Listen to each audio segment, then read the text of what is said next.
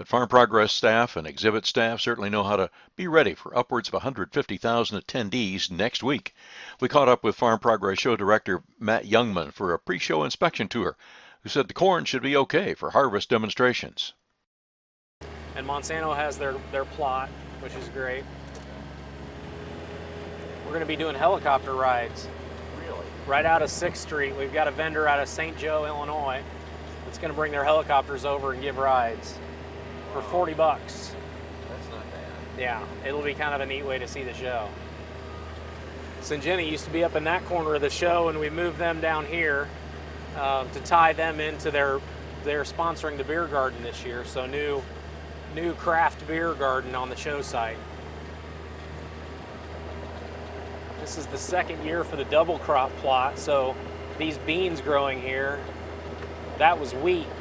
Right. This spring, last fall, and this spring it was wheat. That turned out nice. Who's doing that? That's Illinois soybean pollinator plot. So there's milkweeds in there, and they're trying to get that tuned up. That's Matt Youngman, who's director of the Farm Progress Show, who gets hundreds of calls and emails per day. All through the day. Keeps me busy. And you want it to be 75 and sunny every day of the show, and you want the demonstrations to go perfectly, not only for us, but for those exhibitors that have invested so much of their lives into making this show great. And that's kind of an important component to mention, is that people, you'll ask me what's new at the show this year. Well, it's not anything really that we're doing that makes the show new. It's the hard work of the exhibitors that makes the show new and fresh every year.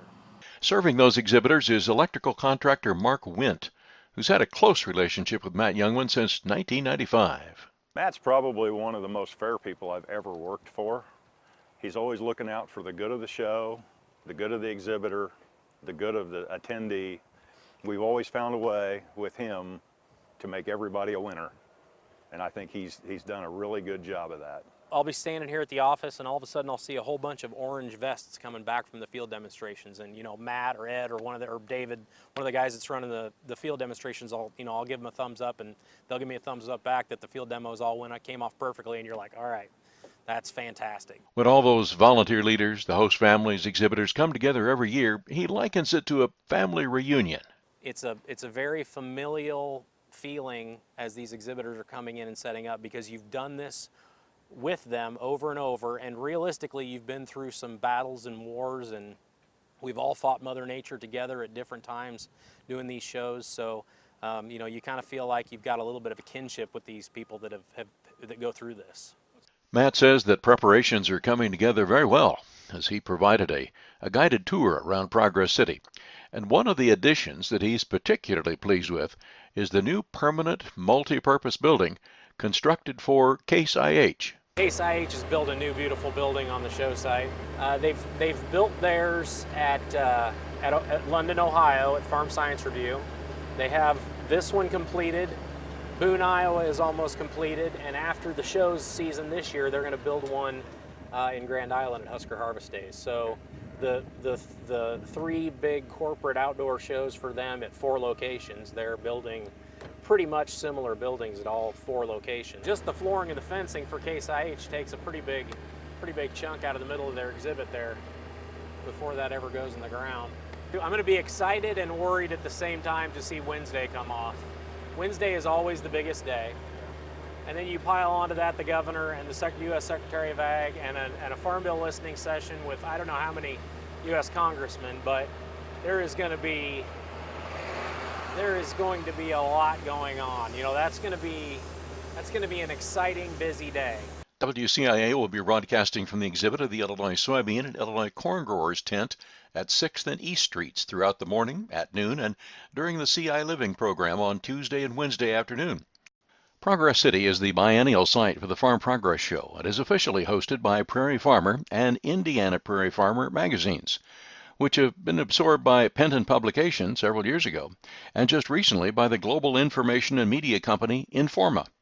Hundreds of Informa employees from around the world expected to attend this year. One of the major upgrades was repaving 6th Street, the central east-west corridor, and it shows major changes in just a few weeks. Many exhibitors had complained about slow internet speed at Progress City, which was designed in 2005 and not up to 2017 demand. However, new wireless Wi-Fi antenna have been installed, helping with computer-generated orders and cell phone usage at the site.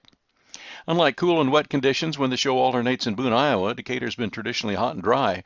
Subsequently, popular exhibits not only have air conditioners, but higher performing chillers with a different technology to keep tents cool. John Deere exhibit usually crowded with models of tractors, planters, and combines, but there's a different priority by Deere marketing executives this year. They're showing farm utility equipment and recommending farmers visit their local dealerships to get details on heavy farm equipment. With visitors from 50 to 60 nations attending annually, many foreign equipment companies take advantage of the opportunity to visit with international guests. WCIA will be broadcasting from the exhibit of the Illinois soybean and Illinois corn growers tent at 6th and East Streets throughout the morning, at noon, and during the CI Living program on Tuesday and Wednesday afternoon.